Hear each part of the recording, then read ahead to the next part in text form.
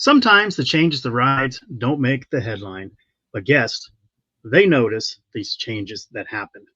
And this episode, we're going to dive into the under the radar changes that are coming to Flight of Fear and Windseeker. Hello, everyone. Alongside Ryan Sir, I'm Don Helbig, and this is Tower Topics.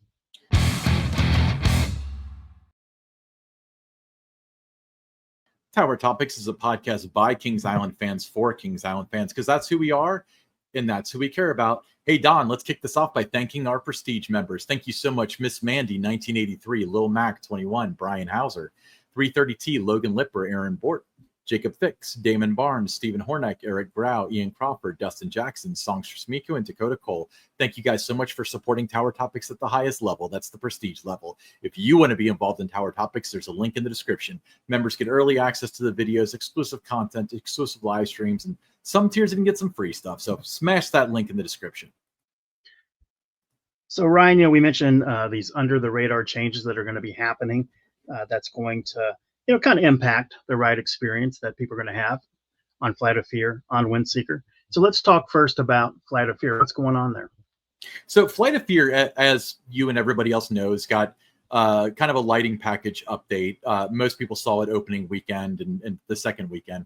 And it seemed like pretty much everything was ripped out of it and completely replaced, and the show was redone. And I think we can all be in agreement that the show portion of that in the hangar looks as good or better than it has since 96, but it's not done. So another update that they're going to have this coming weekend. So keep an eye on this. If you're watching this on the day it drops on Friday, there's going to be an update to the video in which, first of all, we mentioned, I want to make a correction. We mentioned that, the closed circuit TV feed from inside the hangar was no longer there. I was incorrect about that. It's showing on monitors under the saucer. So correction on that. So that I believe will be added to the main televisions, the vertical ones that are hanging on the truss work. Okay. But also, there, for a new creative standpoint, at the point where Dick in the video says, this was just a ridiculous publicity stunt from a local amusement park, it's going to cut to an image of International Street. Here's the cool thing about that, though. It's actually a live feed of International Street. So it's not footage or anything like that. What you're going to see on the screen is actually going to be I Street. So no matter what time of the day, it's going to bring up that image, right? Right. Yeah, it's going to bring it up. I think that it's very Easter eggy. I think that a lot of people most of the time will assume that it's some sort of recording. It is not. It is a live feed. So it'll be really interesting, like a special surprise for people. First of all, during the fireworks, and secondly, when they have like the parade going on, because that's definitely going to show. I think that's really cool. I mean, to me, I understand that I'm getting more excited about this than the average person probably would, but I think there's a lot of there's a lot of Flight of Fear fans out there that I think are going to find this really cool, Ryan. And I know just, based on the episode that we recently did talking about, the lighting package and all that had been enhanced, that, I was getting rave reviews from guests that experienced that. So, this looks like it's just, another step of making this just a terrific experience for Flight of Fear before you even get into the ride. It's so cool because it does feed into Kings Island lore. I mean, I feel like two sides of the park have their own lore. You've got the stuff with Mystic Timbers and the Miami Valley Lumber Company, and you integrate that into Haunt and so on. But the Flight of Fear story mixes with Area 72, which also mixes with Orion. So adding to that, I think, is just such a really cool thing. And, the layperson would think they should put the camera on, Area 72. But I think putting it on International Street is brilliant because you could not be more separated from that physically in the park, unless you wanted to put it in a water park or something. Right. That'd be weird. But I'm over the moon excited about that. Again, if you haven't ridden Flight of Fear yet for the 2025 season, what are you doing? You need to get over there now and check this out. It'll make waiting in line actually a pleasure. So let's talk about Windseeker. What's going on there? Lots of stuff going on there. A lot of stuff from a creative standpoint that's going to really improve the ride. And it's, again, an if you know kind of situation. But for the first time since about 2013, 2014, the lights at the top of Windseeker that face down will be in sync with the ride operation. Okay. And what by that I mean, when they're loading the ride, they'll be solid white. Once the ride engages and starts to rise, the lights will begin to animate with different colors and patterns while riding. Once at the top, they'll do a cloud look, as if in the wind. So like a cloudy kind of thing is what it's going to do.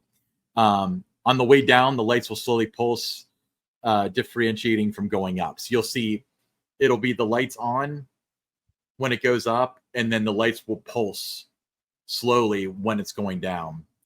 Once the ride stops rotating and the gondola is slowly lowered, the lights will turn blue until completely done. So actually you can see the status of the ride from being all the way in the front of the park. Once the seatbelt's unlocked, the lights turn back to white for the next loading cycle. When the ride's not in operation, the lights are controlled from the rest of the park. So the cool part is that although I don't think Windseeker necessarily will fully operate during the fireworks, at least the lights at the top will be integrated into the fireworks show. That sounds really cool, Ryan. I mean, Yeah. this is going to be Memorial Day weekend when this takes place, starts to happen. The fireworks show, yes, but Windseeker will be ready tonight. Okay. I also note So we got two rides now that everybody has to try if they're visiting this week, and you have to definitely experience Flight of Fear and see all the upgrades with the lights and all the different things, and then now the live feed coming in from International Street. And all the changes now happening with Windseeker. Yeah. So and then there will be different special lighting packages for the different events. So Haunt Winterfest 4th of July, for example, red, white, and blue for the 4th of July. They kind of did something for Haunt last year where it kind of looked like flames. Winterfest, red and green. I don't know. I'm just speculating along with you. So really, really exciting. I love it when there's these little touches, especially done to rides that aren't brand new, aren't even really recent. I really do love that. So here's the thing that I wanted to bring to the forefront, and like the one of the points of the discussion I wanted to have was if you're a member, especially, you know that I went to Epic Universe over the weekend. We stayed at the Grand Helios Hotel, which was overlooking the park. If you're a member, you'll hear all about it in the extra content if you haven't watched that already. But check this out. You should be watching on YouTube right now because this is important. They were testing something, and all the lights in the entire park were changing colors. Every single one. I mean, there's a couple here and there for like strip lighting for walking and stuff like that, but you could clearly see that 98% of the lights are changing colors. So they were clearly preparing for some sort of event. To me, I feel like Kings Island could almost do maybe a smaller scale version of this, maybe all down International Street or whatever. So what I wanted to do with you, Don, to open the discussion, and especially the people in the comments, because there are people a lot more creative than you and I out there. What would you like to see Kings Island do? Like, what more with like lighting and stuff like that would you like to see them do and to integrate into it? We already have all the lights on International Street. You've got the fountains. You've got the Eiffel Tower. Now you got the top of Windseeker. Well, I think the whole Coney Mall area lends itself to doing some enhanced lighting in that. I mean, you see it, how it's all lit up really nice during Winterfest.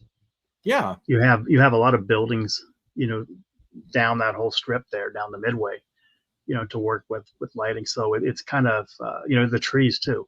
So it kind of lends itself to really do some cool things in Coney Mall for sure. Yeah, certainly. Coney Mall came to mind for me. The other thing I'd like to see is on International Street, if they wanted to put like Christmas lights in the trees, they could be incorporated into the show too. Not necessarily just change the same color as the uplighting, but they can do stuff that's independent of it. They can flicker or be a different color or chase or whatever. I'd love to see that too. I think that would be a really cool element if they ever wanted to go that route. Fortunately, these trees aren't terribly huge, so they could do it without renting a crane, like they have to for Winterfest. Right. But no, I mean, there's just so much upside potential that you can work with the way Kings Island is laid out, with the buildings that are in each of the different areas of the park, the trees that you have. I mean, there's a lot to work with.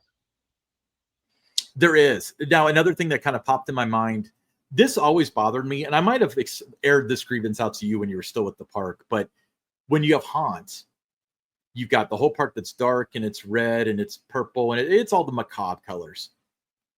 Then you got the Grand Carousel that's brighter than the North Star. Yeah, I think that they should put lights in there, and that way, for one, they can make it so it's red, red or whatever color, make it match the design language of International Street during Haunt. But they can also, like when they run it during Winterfest, they can make it so it's kind of a light show. They do that with the spinning teacups at Disney World. They've got a special Halloween and Christmas teacups thing where they make it red and green, and in the winter, in October, they have it so it's black lights and fog. But they could do that, so that would be an excuse to, integrate that into the fireworks show, and or make it match the design language of International Street, and then have it so it's various colors appropriate to the different events. Heck, Grand Carnival would be another good example too. Make it the purple and orange or whatever, whatever color they have. That's just something that comes to mind. So I'd love to hear in the comments. I get really excited about stuff like that. But if you've ever thought of like something cool they could do to add to the lighting, especially during the fireworks show, love to hear it. Drop it in the comments. Cool. All right. Well, we just did a couple tidbits, but let's do some more. This is Tower Topics Tidbits.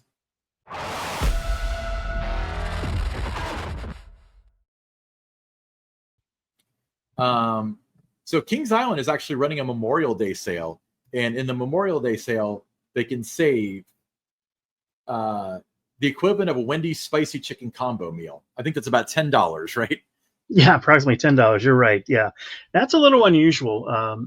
You would see sometimes throughout the season, there's offers of buy one get one. There's the 4-packs of tickets, but I don't recall in all the years that I worked there, or even the years that I've been a pass holder, that there has ever been a designated sale marketed for season pass leading up to the Memorial Day. That's usually the Memorial Day. That's kind of the deadline where prices go up in that every year. So I've never seen that, them wanting to market a sale on season passes. Usually it's hurry, price goes up. That's always been the message. Right. So this is a little bit different. Well, not just that. It's like, we did a whole episode dedicated to this, but this is the first time we've ever seen them dedicate a lot of the year to the Silver Pass.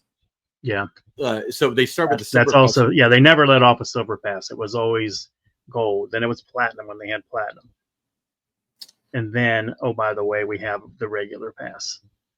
So it's certainly it's a telling story that there's so much of a push now for silver. I think the hope is that you go onto the website and you see, you can upgrade for just a little bit more, get gold, and then get also the fall season and Winterfest. So maybe that's the plan, just to drive people to the website where they'll see that there's actually a better pass that you should get with the gold. I don't know, but it is interesting that the silver is now the hero.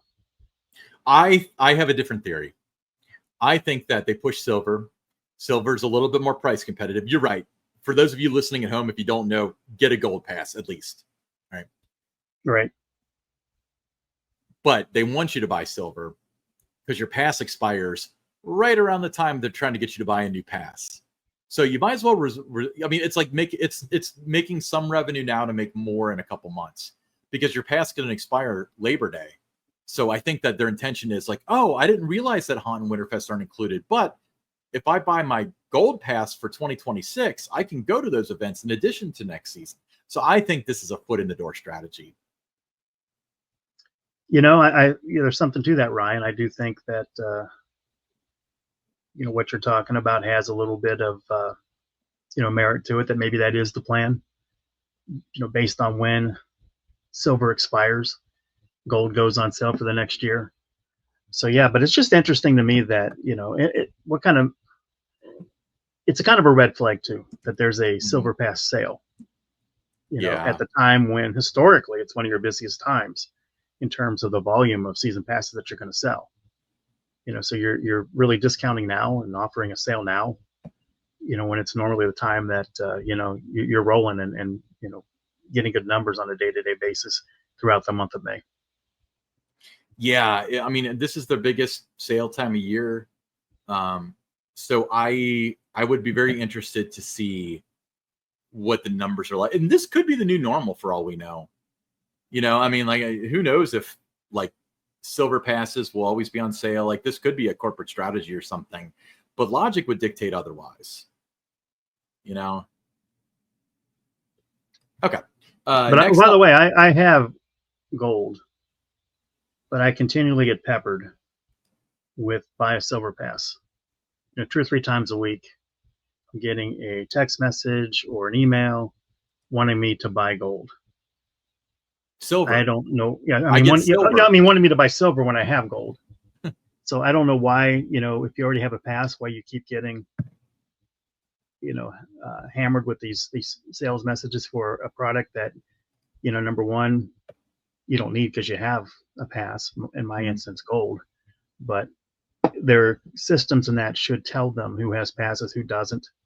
Because what ends up happening is a lot of people that are getting peppered like me, they end up opting out Yep. of these Or, emails. or worse yet, deleting the app. Because Exactly. I'm getting push notifications on the app. Exactly. So that's not what you want. So I mean, the Right. technology's there. There's no reason if you already have a pass, you should be getting a sales message to buy a pass. Yeah. Next up, happy belated birthday. Kings Island turned 53 this week. On April 29th, 1972, Kings Island opened its doors for the first time. And one of the most memorable things that I ever experienced was the 50th anniversary, April 29, 2022, sorry. That was the 40th anniversary in 2002. Right. Gary Wax, Dennis Spiegel, David Foki, all those people all presented such a memorable day. We all ate cake to celebrate the 50th. We got like the Burger King crown hats. I've still got all that stuff. Happy birthday, Kings Island. Here's to 53 more. Yeah, it's it's amazing how fast those 50 years have gone by. 53 years have gone by. But yeah, happy birthday to Kings Island. Happy birthday, Kings Island. Next up, this is news that a lot of people have been waiting for, but Coaster Stock's itinerary has finally been announced. So we'll roll through this rather quickly, but this is day one. So this is Friday, May 30th. By the way, to attend Coaster Stock, you had to have had a ticket and you had to be a member of a coaster club. The tickets are not on sale currently. So if you don't have a ticket, sorry about your luck.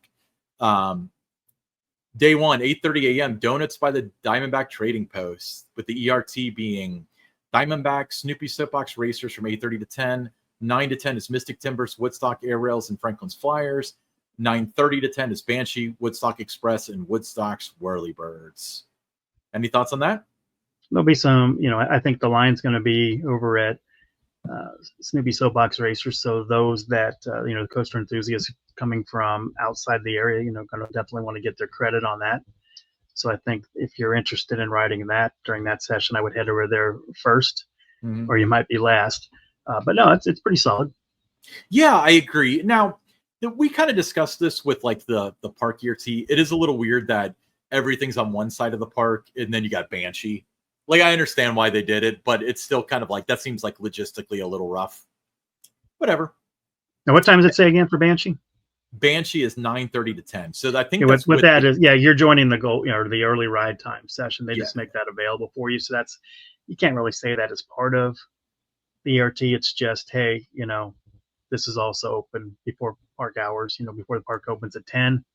You can go over there if you want. But yeah, there's a reason why you try to, the footprint, try to keep everybody in the same area. You don't want the whole park open at that time of the morning and, people going everywhere, because it does take, some instances, almost right up to 10 o'clock to have the park ready to open the next day.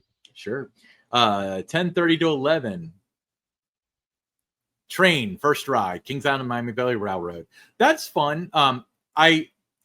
They mentioned in like the FAQ, like, oh, there's going to be surprises and stuff. So if I'm going to speculate, and I'm not hinting at anything because I don't know, honestly, my guess is that they'll pull it into the train shed and they'll have the conductors talk to them or something, because they've always done that in the past, haven't they? Yeah, it's always been kind of either it's been the video photo opportunity in the station where you can walk around, get close up to the engine and that, talk to the the engineers, go up into the cab.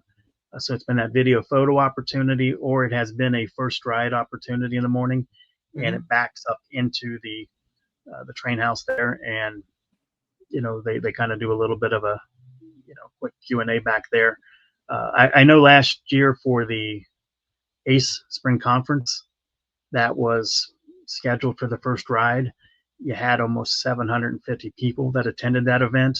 Nice. Everyone, basically was on that train outside of maybe 15 or 20 who were still on the station and just couldn't get on. So it was capacity. But at that time of the morning, it couldn't make it. You go around, you go over the trestle, and then you cut around that bend and you're heading towards Soak City. Mm-hmm. You couldn't make it. It kept slipping on the tracks. So it was a great experience for everybody who was on the train, because then they went in reverse. Oh yeah. And they took you backwards. You went backwards through the station area, the depot, and then you backed into, all the way into the train house there. And so you got a little bit of a different experience. Now there's not that many people. Not as many people are going to be at Coaster Stock, so it'll be a little bit lighter load. So hopefully they don't have that same problem that time of the morning. Okay. Yeah. I'm guessing that when it couldn't make it up the hill, they didn't make you guys get out and push. No, we just went back. We just stayed on, and we just started traveling, in the backwards direction. And I think everybody, 700 plus on the train, we all thought that was a really cool experience. Oh yeah, I had been on the train, and I had gone backwards on the train, not that far of a distance though. I had gone from the station, and then backed up and gone it that way a little bit, but it was fun. It added to the experience, and to this day. When I talked to some people that were at the ACE Spring Conference, they bring up the train. They thought that was one of the highlights for them. But I don't think if you're attending Coaster Stock, you're going to get one of those backwards rides unless it's intentional, because again, the load on the train is going to be a lot lighter than it was at the ACE Spring Conference. Yeah, 12 to 1:30 lunch in the Picnic Grove. That should be good. 2 to 4, it's going to be in the Kings Island Theaters, hosted by Kings Island General Manager, Vice President Mike Kuntz. So this is the itinerary for that section. So 2 o'clock, Philadelphia Toboggan Coasters Incorporated President Tom Rebbe and Operations Manager Janine Rebbe Mashrez. How do you pronounce Janine's last name? Is it Mashrez? You're close. Okay, close enough. I guess they assume he's going to go for an hour, and I believe he can, because Dave Foke, former Kings Island Vice President of Maintenance and Construction from 93 to 2002, is speaking at 3 o'clock. Yeah. Dave's a great guy. They're going to enjoy that. They're going to enjoy Tom. They're going to enjoy his daughter, Janine. I mean, you got two really good, guest speakers there. And I think that's going to be a real treat. I really like the fact that they're doing it in the Kings Island Theater versus, being out in the Picnic Grove. Makes it a little bit hard, to hear the speakers. Sometimes everybody's getting up, getting food, they're chatting and that with their friends. So a little bit harder out there. So that wasn't the best experience for those that really wanted to hear what the speakers have to say. So that is a significant upgrade for Coaster Stock, is to have that in a quiet place in the Kings Island Theater. It's weather, proof too in there. If they have any kind of, inclement weather, which it's Coaster Stock, it traditionally does rain during Coaster Stock. The other times, we've had it in the Showplace Theater when I was there, guest speakers, it worked, but it was still, you had the, Diamondback right behind it. And, that was a little bit of a distraction. Well, and it's out in the heat. It's nice to give them like an air conditioned. Yeah, exactly. So I think, number one, that 2 to 4 session, I would say if you're going to this event, you don't want to miss that. You're going to love hearing from Tom Rebbe and his daughter, Janine. Just a lot of really good storytelling there. Tom was involved when they were building the Beast. It's his trains that are on the ride. He'll hopefully he tells a story of the first time he came out to the park, before they opened the ride, and he got his first ride in on the Beast. So he's got some good stories there. And then, Dave, just a great guy. I knew him during the years that I was, riding the racer, and he was a guy that really, really cared about the guest, the safety of the guest. He knew that, his family members and friends and that were going to be riding these rides. So yeah, he put in, just a lot of care, a lot of love into the park. And so I think those are two fantastic guest speakers, or three really, when you count Janine. Next up, Partridge Family episode 66, I Left My Heart in Cincinnati. That is some of the best footage that's anyone's going to find from the parks debut season of 1972. That's all in that episode. So if you're looking for some of the best footage, some of the best views of 1972 at Kings Island, you have to watch that episode. Well, not just that, but I know that everybody knows the Brady Bunch one, and the Brady Bunch one is the better of the two episodes from like a just sheer holistic standpoint. But let's be honest here. Everybody's seen the Brady Bunch one. Not as many have seen the Partridge Family one. So I bet there's a big percentage. No, that's going to be new for a lot of people. 4 o'clock, coaster stock group photo on International Street in front of the Royal Fountain. Make sure you wear your Tower Topics t-shirts, available for $22. We'll talk about that later. 5 o'clock, behind the scenes tour of the Beast. I mean, if they didn't do a behind the scenes tour of the Beast, it just wouldn't be an event at Kings Island. The only thing about 5 o'clock is that's not, for those that are really interested in getting, photos, that's not the best time to get, photos of the first drop there. Usually the optimal time is somewhere between like 2 and 3. Yeah. But, it's still, a great opportunity for those that, if you've done it, I've did hundreds of them and I enjoyed each and every one of them. Saw something I'd never seen before every time I went back there. So it's, it's a highlight of coaster stock for so many people. To be able to go behind the scenes of the world's longest wooden roller coaster. And then with all the new track work in that they've done, you're going to get an up close look at that. Yeah, you get to see, I mean, it was I'm not going to drop any names, but it was somebody that would notice that was the first to notice during coaster stock, like, oh, the new track that Gravity Group put in on the racer is vertical instead of horizontal. Like when that wasn't public knowledge, they identified that and put it online. Oh, right away. Yeah. Exactly. Okay, so very cool. So 7:30 to 8:30, evening ride time on River Racers and Soak City. That's an interesting one. New ride. I think, the first time that Soak City has been incorporated into coaster stock, I do remember when we saw that the date had been pushed back, that you and I thought they should open up, a slide or two in Soak City. So I think it's a good opportunity for the coaster stock attendees to be able to ride River Racers and see what that's all about, and do it at a time when it's not going to be as crowded out in the water park, because it's after hours. Yeah, it's after hours. And the cool part is my first instinct is this is a low capacity ride. This is a bad idea. But I think this is going to work out really well, mainly because coaster enthusiasts aren't huge water park people. So I would say participation. Typically, no. Well, participation will be 25 to 40%. But the other people have fun watching too. That's going to be the cool thing about this ride. So I think everybody's going to have a good time. So even if you're not going to ride River Racers, make sure you head out there so you can check it out and see everything. And if you especially haven't been over to Soak City, go see what they have to offer. That's right. That brings us to the conclusion of day one with the evening ride times of 10 to 11 is Queen City Stunt Coaster, Kings Mills Antique Autos, and Shake, Rattle, and Roll. 10:30 to midnight, Flight of Fear. Make sure you check out the hangar, and Orion. By the way, Orion night rides, nobody ever talks about it. They're awesome. Going down that first hill, because of the way the lights are positioned, you can't see the bottom. It's so freaky. You'll love it. 10:30 to 12:30 a.m., The Beast. Need I say more? The best, at least one of the best night rides on Earth. Very nice. Okay. Yeah, I like it's a little bit different. There's some rides that it's cut off after 1 hour of ERT. Most of the time, the rides were like a 90-minute session. Some starting right at 10 o'clock. You have to hope that the queue is clear, from regular park guests. So you do get that full hour for those that paid for this event. But I think giving that extra half hour to the Beast, so instead of 90 minutes, you've got 2 hours. I think that's a great thing too. People love their night rides. One of the best night rides, in the world, if it's not the best night ride. And I think that's exciting for those attending, that you get that extra 30 minutes back there. I agree. So going on to day two, very similar. We're still going to run through it. So 8:30 a.m. donuts at Ice Cream Zone next to Banshee. So not in the same place, but still donuts. Morning ERT is going to be 8:30 to 10, Banshee and the Bat. 9 to 10, Boo Blasters on Boo Hill with the lights on, which is exciting. Adventure Express, Racer, Delirium, and Invertigo.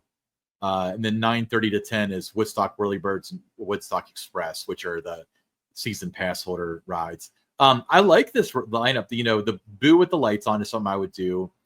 Adventure Express doesn't always garner long lines, but it has a tendency to do so, and this will be a Saturday.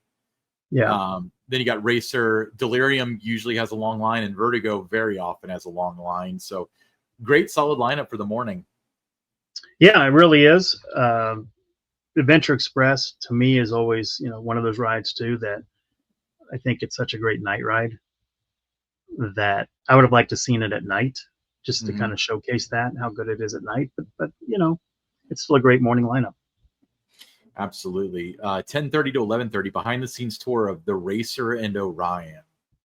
So I love the photos you can get back there. I think that's really, really cool. It's got some really good photo opportunities of both rides when you're back there, especially if you're able to still go around inside the split of the Racer. Mm-hmm. You can get some amazing photos of it coming over that fourth hill when the track splits out. I think that's one of the best photo opportunities of that ride. Yeah. Behind the scenes tour, Lights on Slaughterhouse and Diamondback. Now, I've done the Diamondback thing a million times. You know what the hidden gem picture, the hero photo is with that particular spot in the park? The train. The train going under Diamondback. Exactly. Train going under Diamondback, yes. Yep. And when they see that there's a lot of people sitting there on that grass hill, with the train, then they let all the steam and everything out as it's coming out. Makes for a great photo. And if it times out, right, you get the Diamondback train going right over top of it. That is called threading the needle with that kind of luck. But I've seen that picture before. All right. Lunch in the Picnic Groves, 2:30 to 4, 4:30 to 5:15. Behind the scenes tour of Flight of Fear at Adventure Express. So if I had to choose one tour, if they came to us and said, you can do one tour of like anything at the park, the Flight of Fear tour is my favorite. That's what I would do. I absolutely. That's a good one. It's so cool. Yeah, that's a good one. And you get some great photos in there. And then when you come outside of the building, if you look over, you're going to get some great shots too of Banshee, going over one of the elements. So I think that's something that just make sure that you're looking for that. When you come out, you're going to be so excited about the photos and that you got inside Flight of Fear, but you're looking for that Banshee opportunity too. And not to mention you're going behind Adventure Express. So that's the complete opposite angle of what you're used to. So great photo opportunity. Actually, better photo opportunities there than really from inside the park because the whole ride is exposed from that road. From the park, it's very hard very hard to get Adventure Express, behind the scenes photos or videos. So this is going to be a great opportunity for those attending to be able to get those shots that the only way you're getting that is if you're attending Coaster Stock. Yep. Evening ride times to wrap up the night. 10 to 11 p.m. Zephyr, Dodgem, Snoopy Soapbox Racers, and Great Pumpkin Coaster. That's really nice because people will want their credit on Snoopy Soapbox Racers if they didn't get it the previous morning.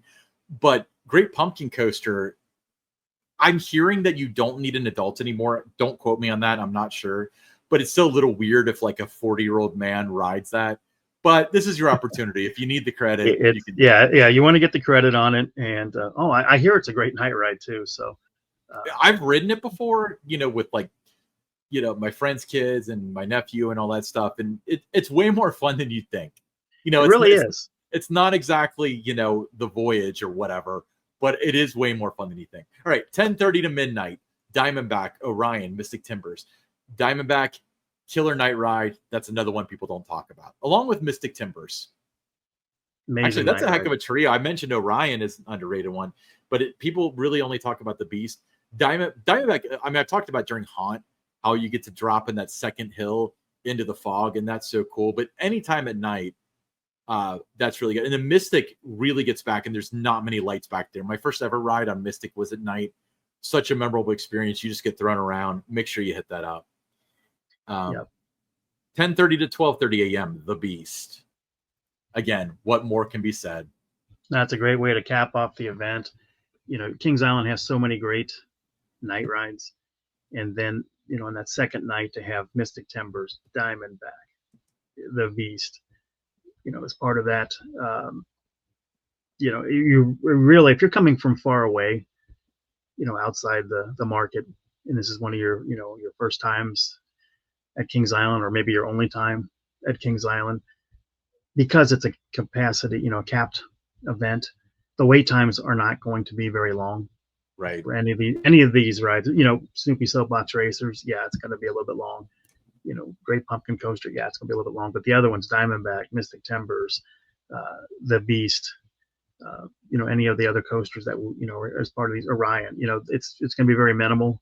So if you're somebody that's a Beast fan, that 2 hours during coaster stock that you get to ride that for ERT, if you want to just focus on that, you're going to get anywhere from 8 to 12 rides on it. So the value is certainly there to attend this event, if for no other reason than to get those night rides on the Beast. Yeah. But and Mystic Timbers and Diamondback. Right. I was going to say, don't limit yourself. The Beast, you have to do it. Do it at least once. But it's addicting on the Beast, though. It's just it's a different vibe at night. It is. And it's a different ride. It becomes addicting. You get on the ride. Everyone's chanting in the station. It's just an exhilarating experience. You come back into the station, you get off the train, and you just want to get right back in line and do it all over again. Oh, yeah. I don't think there's any other ride in the park that has that kind of a pull on you, than night rides on the Beast, and especially when, you can just circle back around and get on it in another 2 or 3 train cycles worth. Sure. All right. Let's move on to a segment we like to call Buy or Sell. Mm-hmm. So, Don, buy or sell? We've been asked this before. I want to see if your opinion's changed. River Racers will win Golden Ticket Award for Best New Water Park Ride for 2025. Buy or sell? And I distinctly remember how you answered before. Has your opinion changed? My opinion is there's not a ton of competition this year. I mean, there's a number of new water attractions and everything out there. So there's not a lot of competition. Should it win? Based on what I'm seeing out there, I think it's got a pretty good chance. Depends on the word of mouth. If they're able to get it outside of the 513 area code in terms of, people knowing about this. There's a couple, and there's one in China, that's a good water attraction that's opening up there. There's a couple other ones out there. Cedar Point's got a couple. So but that's not Cedar Point's new attraction. That's the thing. So but they're new for Cedar Point. Right, but they're not going to market them as the new attraction. So no, but people are going to, because it's Cedar Point, it's going to get some votes, from people that just, they love Cedar Point, so they might cast votes for a golden ticket for it. I'm going to, and it's very hard for me to say this, but I'm going to say it will not. So you changed. I remember last time you thought it would. Yeah, I think just after looking at the full lineup of everything, I just think that there's some other ones that are out there that, are going to get some attention. I think this might be the best one out there. I think it'll be close. Yeah. But I just think it comes down to an awareness play, and how much, the word of mouth, and, if you're able to get some earned media placements, especially around Memorial Day weekend, right? Are you able to get it into USA Today? Are you able to get it into like the June Amusement Today? Are you able to get it on TV outside of Cincinnati and Dayton? Are you able to get it in, even as far away as Georgia, get it in front of people? I think, that's part of it. Some of those other, ones, you see it on CNN and some different things. So there's a lot the park has to do to market and promote it, right? To make sure that it's not just a little regional thing, that when you're talking about getting these votes, that the votes are coming in from all over, and they might not come to Kings Island, but you still get it in front of them as to what this is and how exciting it is. And, we've talked about the different, type of things, the testimonials that have to be real. You can't script it out for people. It has to be real. So I think it's going to be really good. But I just, when I looked, I saw this come in, and I looked at I thought, okay, let's really look at what's out there this year. I wasn't really hearing too much about it at the other time. And I just thought, there's just some of those ones. There's one in Wisconsin somewhere too that's looks to be pretty exciting. So it's just a lot of, uh, a lot of factors involved, and how much focus there is on Silk City this year. Yeah. What about you? Do you think it will win Best New Ride, Water Ride? I think I'm like 50-50 on it, because I think you've made good points across the board. This is definitely the best new attraction in the water park industry this year. However, it comes down to whether or not other parks are going to make a go for it. Are they gonna pick up, and are they going to get that? Hey, it's the new water park at Six Flags Over Georgia. Whatever. So yeah, you're going to want to see a lot of stories on river racers and like the International Theme Park Services, that newsletter goes out every day. You need to continually see that out there. If you're, the voters and stuff, I mean, it's widespread. It's not just everybody thinks it's the coaster enthusiast only. It's not. I mean, you got suppliers, you've got journalists, you've got all kinds of different categories voting on these things. So you have to kind of make sure that, you're feeding all of those different channels and different, people that are going to have a say in this, making sure that they all get the information about the ride, and they all, you find a way to get them as excited about it as you should be, at the park. Mm-hmm. So you got a Mystic Timbers, where it's not the biggest, not the longest, not the fastest, or anything like that for water, coasters. But I think that there's a way to get people excited about it. If they're able to do that, I think they've got a pretty good shot. Absolutely. Okay. Let's move on to some theme park industry headline news.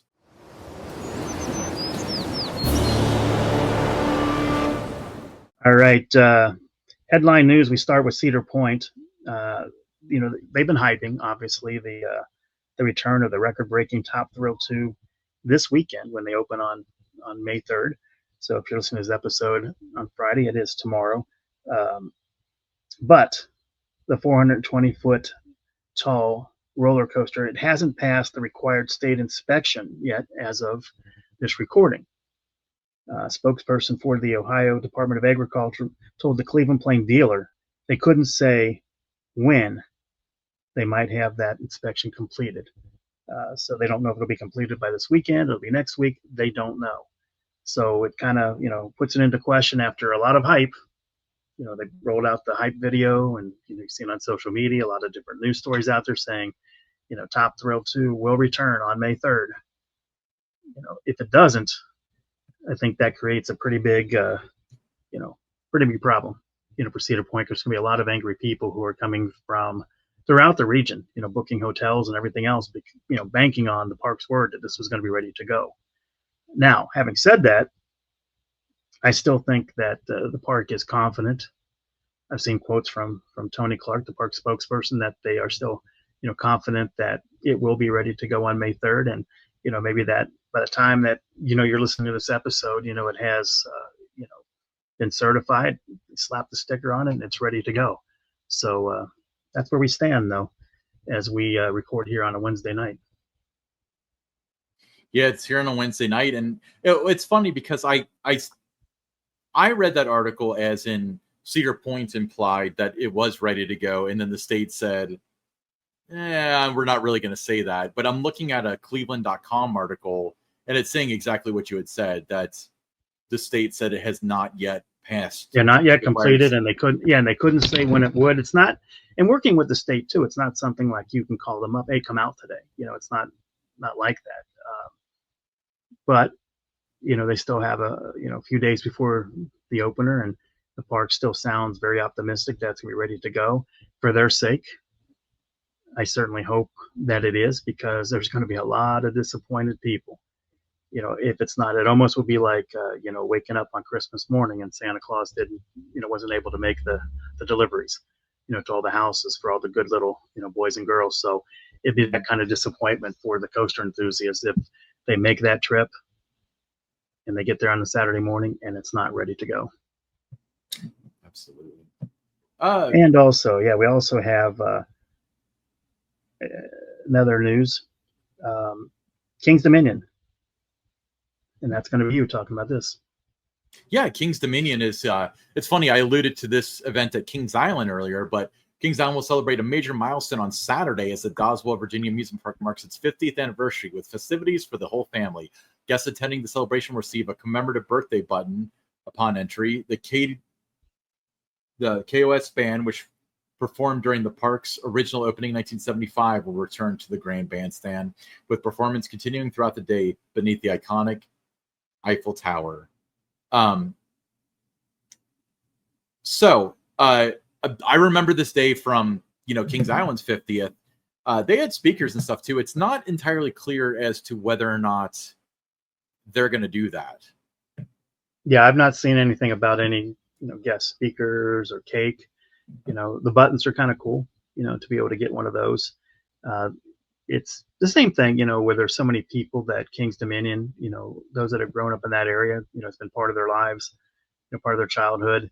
Maybe it's their first job was there. So, I mean, it's going to mean a lot, for the community that it turns 50. And it's great to see that, they're going to do some things, at least on the Saturday.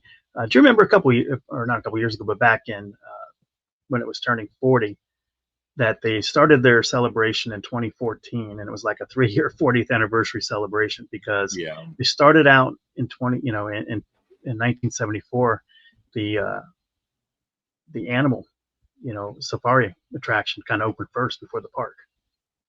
And then the next year the park opened. So there's really, 2 parts of that with King's Dominion. So, but the official 50th anniversary is this year. There's still some original attractions there. Racer 75, which was known as Rebel Yell back in the day, is one of the original attractions. So there's a lot to be excited about. I'm going to, be at King's Dominion later this year. Looking forward to it. It's a beautiful park if you've never been there. Beautiful. Just beautiful. Really well done. I think it's got one of the most underrated kids areas out there, especially in the Six Flags chain. I think it's amazing how good King's Dominion's kids area is and how few people talk about it. So I'm looking forward to, seeing that, because there's even been some, changes there since the last time I was there. When Twisted Timbers opened, that was my last visit to King's Dominion. I'm excited to get there and see the singing mushrooms. I think they're they should be a national treasure, the singing mushrooms. It's such a part of Kings Island history, or Kings Dominion history. And, I hear good things about their food. So, looking forward to trying that out too as a foodie fan. Don, I have to bring this up because I feel like I had about 60 text messages, but Kings with an apostrophe S Dominion. It's 2025. We should get this right. Yeah, I got that alert too. And on my email, it says Kings with the apostrophe. I don't understand how after 50 years that still goes out like that. Whether it's the agency doing it, it's the people that are, part of the web team and that are putting together newsletters and sending those out, whether it's done at the, for one of the brand teams. There's no excuse for something like that going out. I think the easiest thing to do is to get the name of your park spelled correctly. Mm-hmm. And that doesn't happen here, so you see things like this and you just shake your head. Yeah, I know. All right. Enough about King's Dominion. We'll be right back with the listener questions.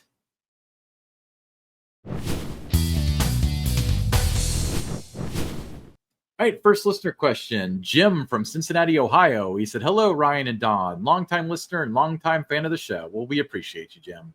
One of the most debated topics every year on the KI Season Pass Facebook page is the handicap parking access. On busy days, particularly weekends and holidays, I found that all accessible spots are often full well before mid-morning. Also, sometimes people use a handicap placard that is borrowed so they can use closer parking. This forces guests with mobility challenges either to wait for a space to open, purchase a preferred lot access, or park further away in the general lots, adding stress and distance at the very start of their visit. For individuals who use wheelchairs, walkers, or have any other mobility needs, the extra distance can be exhausting and may discourage them from enjoying the park altogether. Would you think the park may consider, and he had a couple ideas, adding additional temporary ADA compliant spaces closer to each main park entrance, Dry Park and Soak City, during high attendance days, such as utilizing a couple rows of the nearest to the sidewalk path from the marquee sign, or posting real-time parking updates in the park's app or website so guests know availability before arriving. Another option is reviewing lot signage and markings to ensure existing accessible spots are clearly identified and properly enforced. And finally, exploring a pre-bookable accessible parking option for guests who purchase advance tickets or a reservation system online. With the population of park goers getting up there in age, such as baby boomers and Gen X, the park will see this need more in the future. There are many options available, and the ability to use them is a budget or monetary option, but considering doing what is best for the guests is likely key in this issue. Let me and your listeners know what your thoughts are with this issues. Use this topic or listener question for both of you. Well, we're going to use it as a listener question. Yeah. Well, Jim, first off, thanks for the question. Thanks for being such a long time supporter of the show. We really appreciate that. And I really, want to say that this was a really thoughtful question. And, I think it touches, on the accessibility, which is something all parks, not just Kings Island, should, take seriously. And you're right, on those high traffic days, accessible parking, it can fill up really quick. Mm-hmm. And, when that happens, it's not a good thing, for the guests that actually need that. It can create a tough situation for guests, who are really in need of those spots when they visit Kings Island. Yeah, the idea that he brought up that I think would make the most sense is adding temporary ADA compliant parking closer to the entrances during peak days. Mm-hmm. He mentioned like the row coming down from the marquee sign. That makes a lot of sense. It's a flexible solution. It doesn't require major infrastructure changes and can make a real difference for some people. It can. And, the idea of the real-time parking updates through the app, I think that's an excellent idea. But it might take, it definitely would take some tech updates, would the park and the Six Flags, would they be willing to spend the money, what it would take to make those upgrades? I think it would be worth doing. There'd be a number of guests that would tell them it certainly would be worth doing. It would benefit everyone, especially the guests that, need those accommodations. Yeah.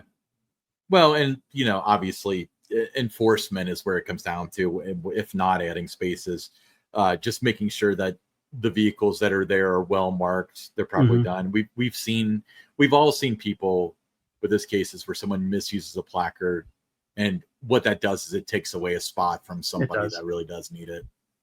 Yeah. Now, as for the pre-bookable accessible parking idea, I think that's a good one. That's a really forward-thinking idea, a really forward-thinking concept. Even if it's just a small number of spots, set aside for that purpose, I think it could be a real game changer, especially for the guest. Again, that they're in need of these spots, and because it's not always monitored, people are cheating the system in that, using somebody else's. I think that would be a real game changer there. Right. We'd love to see Kings Island, all the Six Flags parks keep this on the radar. It's interesting, Jim, you mentioned something about the aging guests with increased mobility. As the park gets older, the people that started visiting it, that have visited every year, they're 53 years older as well. So correct. I can tell you that. Right. So it's not really a convenience issue. It's a guest experience thing in addition to compliance. Yeah, and we really, again, Jim, not just, raising the question here, with us, but also all the things you do on the Season Pass Facebook group to create awareness and, what's going on with the park. But, this is just a great reminder that accessibility, it isn't a one-time uh, investment. It's an ongoing commitment that the park would need to make. And hopefully the park, continues to evolve and, they'll respond to, situations like this and trying to find ways that they can continually get better. Yeah. So yeah, great thought, Jim. I did not know that there was such an issue with the parking. I'm glad you brought that up because hopefully this gets this in front of whatever person is responsible for this. Yeah. Cool. All right. There's a lot to unpack there with that question that Jim had, and he raises good points, across the board there. And hopefully, we were able to, at least give our opinion on, what we think, based on what Jim asked, what could be done or what should be done. Right. Next question, Darren from Atlanta. He said, Don and Ryan, love the podcast. Both of you mentioned the fact that your relationship with the park is not the best. Why is there so much bad blood? I certainly don't think y'all talk bad about the park, and both of you are straight shooters and tell it like it is. I don't know. Next question, Ken from Cleveland, Ohio. He said, at a past Coaster Stock Q&A, GM Mike Coons was asked if he'd ever ridden the racer with you, Don. He said no, looked right at you and said he would. So, you ever follow through and ride with you? Did you ever get to ride with Mike? Waiting at the racer entrance like it was 2022. Like it's 2022. Yeah, I think that was the year that question was asked. I do remember that. We were on the stage and somebody asked about it and he just kind of looked over with, and he said, yeah, I'll ride it with you. But it never happened. Mike, busy man, when you're the general manager of a major. I've never seen him ride anything to his credit. Like but I have seen him ride. Have you? Yes. And when you're like I said, when you're a general manager of a park like that, there's just really not a lot of time to just go hop in a seat, with now, with me being a guest, there's just not a lot of time for, okay, I'm just going to leave this meeting. I'm going to go hop on the racer with Don. It's just, I don't think it's something that, he intentionally slighted me on or anything like that. I just think it's just one of those things that just doesn't come up. Not something you think about. Yeah. If you've got your questions, we've got your answers. Send them to us. One option, send us a direct message on X, formerly Twitter, at @tower_topics. While you're there, hit that follow button.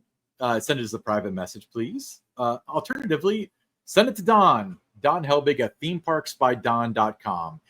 Either way, your first name, city you're from, and your question. And hopefully we can get it on the air so we can get your questions answered. Don, will you tell them about the t-shirts? Tower Topics t-shirts. They come in a wicked green, $22, whatever size you might need. And if you're interested in one, just simply send an email to that address that Ryan just gave out, Don Helbig at themeparksbydon.com, or through our X, send a message at tower_topics through the direct message. And we'll get you the QR code once the transaction goes through. Again, just $22. That includes, shipping everything. We'll get you your shirt in just a matter of days.